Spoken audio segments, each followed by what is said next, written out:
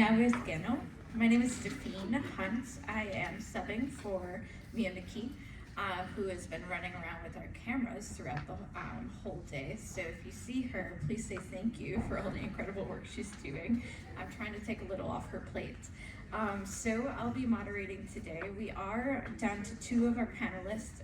We will have Isabel Fernando and Delaney McNulty. Nulty, sorry. It's okay. Reading too quickly. My apologies. Welcome to Decolonizing Material Arts and Cultural Practices. We're going to start off with Isabel. I'll ask you to just briefly introduce yourself, and as we're getting stuff shifted, I'll read our bios and we'll leave questions to last so that we have plenty of time for question and answer for both of our amazing speakers today. All right, Isabel, would you join us up here and get us started? Thank you.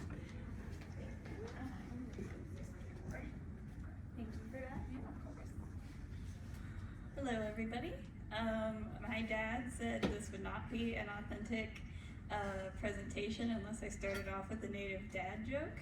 My name is Isabel Fernando, and I have something to say-lish to you.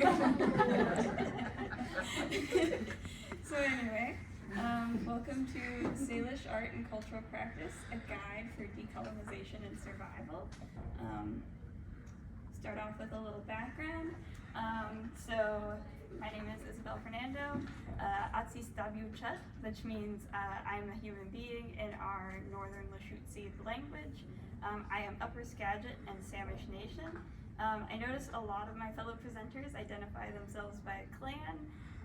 Our nations don't have a clan system, but we do identify ourselves by family line. So I come from the Pateus family line on the Skagit side, or on the Samish side, and the Tom family line on the Skagit side. So this presentation is on Salish art and cultural practice. So let's get into it. So background. This is sort of the region in Washington State. It's like the very northwest region of the state where I will be talking about. I won't be really going into all of the cultural practices. I'll mostly be focusing on Northern Lushootseed, Southern Lushootseed, Straight Salish, as well as some Nooksack practices. Again, these are all our relatives, and this is who we learn from when we're learning about these practices.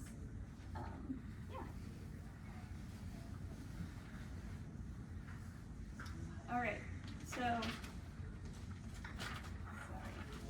very important to understanding the creative process, and a lot of what goes into the Salish concept of art is to understand the concept of liminality, which is the breaking down of borders between things. So really a state of being alive and in flux and not stagnant, essentially. A good way of illustrating this is the way we tell stories. So in our Upper Lushootseed dialect, we have a preface before each story that we tell. We say, Al tu di tuhak, and that means a long time ago. There's also Al tu di dihi, which means a long way away. And the length in the tu is how far away or how long ago something was. So that you can play with that word to sort of preface your story and make it your own, and how, and communicate that way. So continuing in English or Lushootseed, we start to say, a long time ago, all of the animals thought they were people. All of the deer, the salmon, the wolves, even those pesky human beings thought that they were people. This preface to our stories illustrates the concept of liminality in our Salish life. This concept of liminality, of being between one thing and another, this breaking down of boundaries, is what provides Salish art and cultural practice with the means to adapt despite the passing of time and the influence of colonization.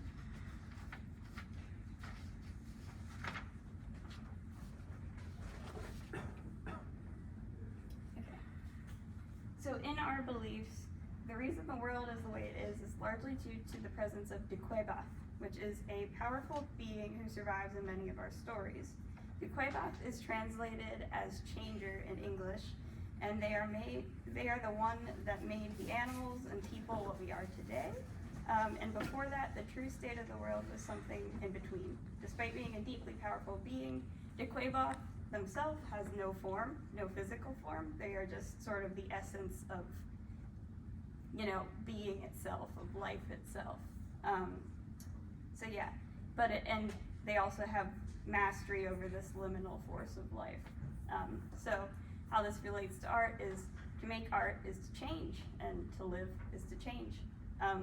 In our culture, we have something that is called an awakening, in which a youth in our community connects to an animal spirit, and this animal spirit will show us the place in our community.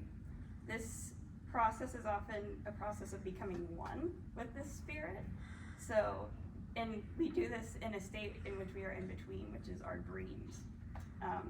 So in between consciousness and unconsciousness. Our ancestors also inhabit this boundary of betweenness. So this comes with the concept we have of Hachusida.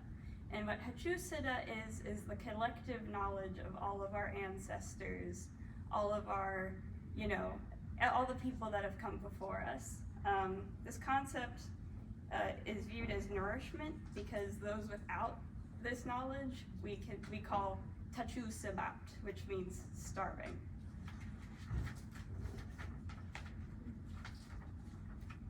So, okay, the concept of Hachusida and the embodiment of our culture is what we base a lot of our cultural practice around, and this includes art. So when I interviewed some Salish artists for this project, one of the most interesting things that I learned from Upper Skagit artist and my uncle Jay Bowen is that in pre-contact Salish life, there was no separate classification for the word art, or like an art object. In fact, there's no word equivalent to art in the Lushootseed language. For example, in the Western world, there's a very distinct classification of what art is and who does it. But this is not the case in Coast Salish culture, but not because we don't have a sense of refinement or knowledge or aesthetic, more so because the sense of refinement or aesthetic applies to all parts of our cultural practices, even that dad joke I told at the beginning. So, objects we use every day can be art, stories can be art, and the way we live can be art. More importantly, our connection with the ancestors and their collective knowledge, that means we can all become artists in a way. It's not a separate category. So my mentor and Auntie Laura Pennington says that when we are called to speak for our culture, like at this conference, our ancestors are speaking through us. We are one with our ancestors, and that they sound beautiful. Mm-hmm. Okay. So there are many examples of some physical objects which we may now separately define as art objects, but they exist outside of this narrow definition, because within the art object is a story and the lived experience of the artist that made it, and also of our ancestors that came before us. So I'll get into some more traditional art objects. So, starting out, an example of very traditional Salish art is these. This is a welcome pole, and this is a story pole. And a lot of settlers try to classify these as totem poles, which are seen farther north, but they are much different in their purpose. So the welcome pole, like the one you see on the right, it's on the left now. This was put at the entrance of our plank houses, and it does what you would think. It welcomes people. It represents our diplomacy, to our visitors, our sense of connection to other nations, and just our openness to learning from other peoples. And then the story pole that you see over here, this one is called the Maiden of Deception Past, which tells an important story to our Samish culture, which is about why the salmon return every year. So it's supposed to not just be like a piece to look at, it's like represents that whole story within that pole. Okay. So another traditional art form we have is cedar weaving, and this is also imbued with story. So the cedar weaving story was told to me by my auntie and cultural mentor again, Laura. And she's also a cedar master weaver, so like she is recognized as one of the best weavers in our nation. So in the cedar story, a young girl asks permission from the cedar tree, which is a plant we have a sacred relationship to, and we call the hupai. Hupai? Oh, yeah, trying to get that pronunciation right. To weave some bark from its back. The cedar says yes, but you must make a basket which no water can pass through. And this takes the girl many tries. And when she finally gets it correct, she must give the basket away to an elder in her community, which is a practice we still do today. Each basket made holds this story, and the story survives through this practice of cedar weaving. It's taught to you as you learn to cedar weave. All right. So while we imbue our cultural objects and for the everyday, while we imbue our cultural objects and objects for everyday use with our stories and our knowledge, this does not separate us from the tradition of fine arts, which also have become imbued with our stories and our knowledge in a way that can create a whole new format to share them in. In this part of the presentation, I have a few perspectives from some Salish artists who are trained in Western fine art and graphic design, but who imbue their Salish culture and ancestral knowledge into everything they make. So first up, we have my Uncle Jay Bowen, who is Upper Skagit, and he's a classically trained painter who incorporates our stories and cultural motifs into his artwork, as you can see here. I interviewed him, and in our interview, he told me a little bit about his process. So he said that he paints what he sees in the native world, and that spirit guides every choice he makes when painting, even down to like what colors to use, what brush strokes to make, all of that. So breaking down the boundaries of the like artist and art is very important to his work, and he says that his painting is a way to bring what the spirit world looks like into our world. So again, this connection to spirit, the world around us, and our ancestors is very prevalent in his work, and he incorporates it into a very unique painting style, which is fine art. So it's really interesting to see. Okay, so next up, I have Louis Gong, who is a Nooksack artist. He owns a company called 8th Generation, which is the first Native American owned company to produce wool blankets. So it's like a Pendleton blanket, but when you buy it, you're supporting indigenous artists the whole way through.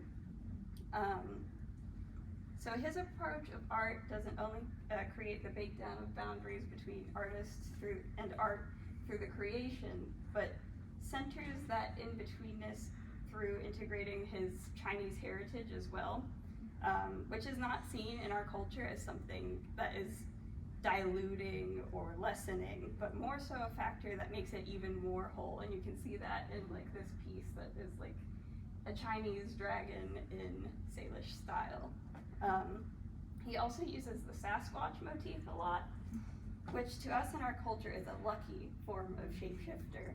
So seeing this in the wild is supposed to bring good things and not bad things. So the Sasquatch has also come to represent the liminality of the Salish people in the modern day, especially through our connections with different heritages and cultures and everything like that.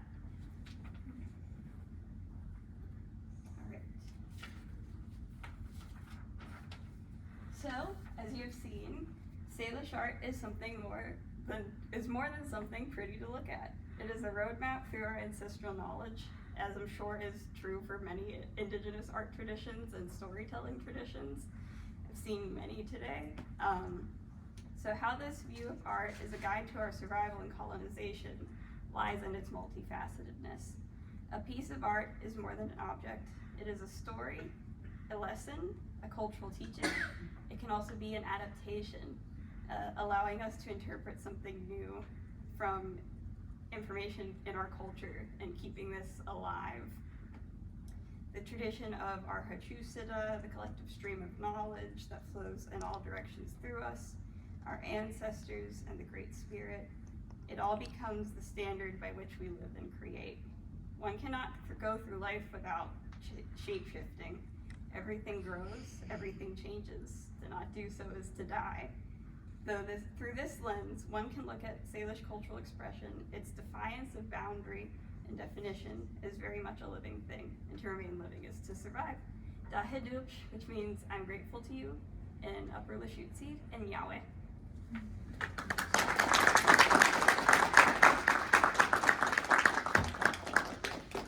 Right, Yahweh, thank you.